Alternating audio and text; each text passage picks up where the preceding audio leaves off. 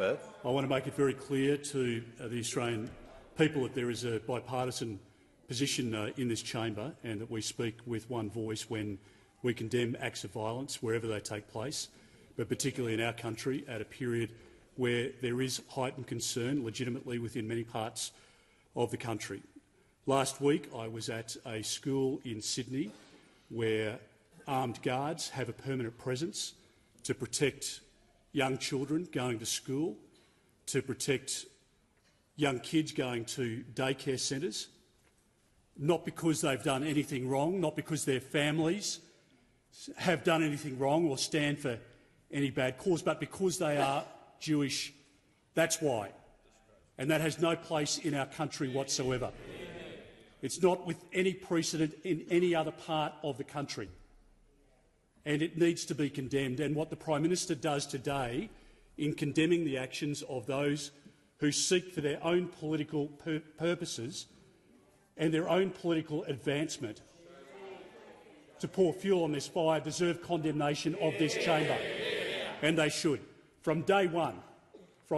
In fact, after October 7, when 1,200 people were slaughtered by a terrorist organisation, to this day people are still held in a tunnel network, women and children, still held by that terrorist organisation. But as we know, the Greens political party didn't wait for advice or evidence or a security briefing. They are out there condemning the Israelis immediately and without hesitation. And now we see on university campuses the hatred directed toward people who are academics, who are students, not because of views that they hold or causes that they support, but because they are of Jewish faith. And it is completely and utterly unacceptable, and it needs to be condemned. We're seeing now the offices of elected members of parliament being targeted with red paint, with vile messages of hate and discrimination and anti-Semitism, and it should be condemned. And the Greens should condemn it instead of condoning it.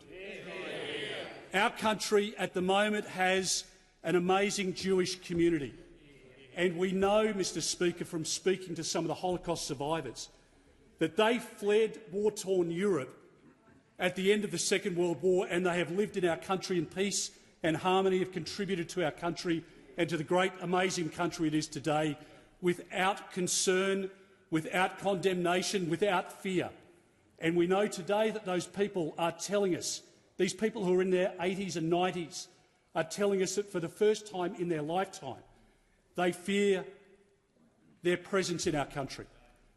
They are talking about moving from our country and finding a safe haven somewhere else.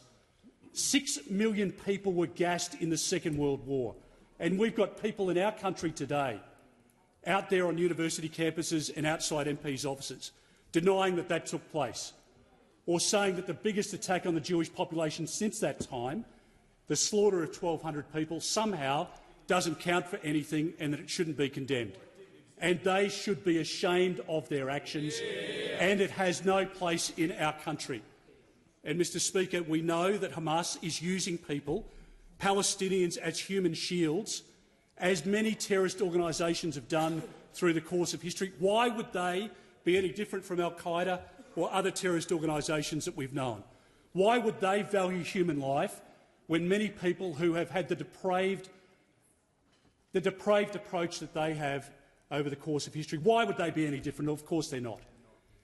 And we want peace delivered as quickly as possible. It is in the hands of Hamas right now. There is a deal on the table.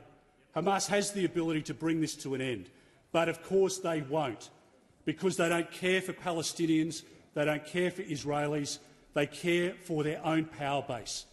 And the world should stand together to condemn the actions of anti-Semitism, and we stand as one in this chamber, or we should stand as one to make sure that we condemn the unacceptable levels of anti-Semitism that we see playing out on our streets.